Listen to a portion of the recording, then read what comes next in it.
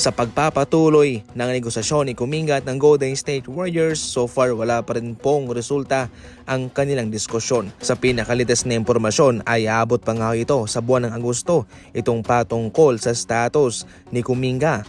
At gayon man nga ay hindi pa nga ho makakamove itong Golden State Warriors patungkol sa kanilang free agency plans. Ayon naman kay Brett Segel ng Clutch Points, itong si Kuminga ay desidido ng ayaw nang bumalik sa Golden State Warriors. Kaya sa puntong ito ay mayroong nilulutong sign and trade ang Golden State Warriors para kahit papano ay mayroon silang matatanggap na kapalit kay Kuminga kung ito'y alis na sa kanila. Sa ngayon mga idol ay hindi pa rin nga talaga gumagawa ng move itong Golden State Warriors, and so far tahimik sila.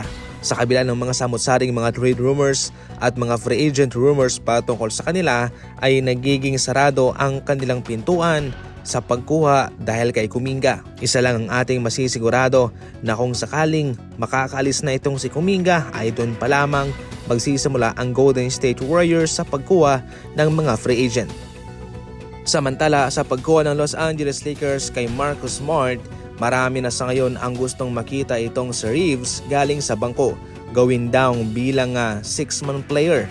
Yan naman huy nanggaling mismo kay Lou Williams. Ayon pa sa kanya ay mas bagay raw itong si Reeves bilang 6-man at palitan ni Marcus Smart sa starting lineup.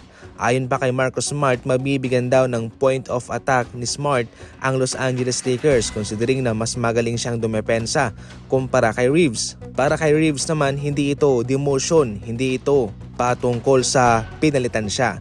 Ito'y patungkol sa magandang desisyon sa kanilang roster movement. Bilang 6-man player ay magkakaroon ng maraming minuto itong si Reeves sa pagtitimo ng bola at magagawa niya ang lahat ng kanyang gusto considering na magpapahinga si Luka at yung mga gwardyang iba.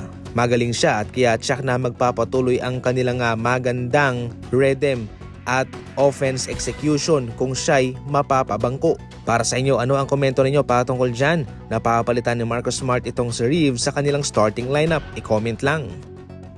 Samantala, eto na nga ang epekto patungkol kay Klay Thompson. Sa ngayon mga idol ay nag-viral ang video ni Klay Thompson na nakapukol ng 72 straight 3-pointers na walang mintis. Marahil yan daw ang epekto ng mayroong love life. Siyempre meron siyang taga-suporta si Megan Stallion. Sa ngayon nga, yan mismo ang ginagamit ni Klay bilang inspirasyon para magpatuloy pa rin maglaro para pag-igihin palalo ang kanyang off-season workout. So far, marami po ang nasisiyahan patungkol dito kay Klay Thompson sa kanyang bagong yugto sa kanyang buhay. Especially na pumanaw ang kanyang asong itinuturing niyang anak na si Rocco Thompson. As of now ay masaya na siya at marami din naman ang natutuwa sa magandang kalagayan ni Klay Thompson patungkol sa kanyang buhay at ito rin hoy nakakabuti para sa kanyang mental health.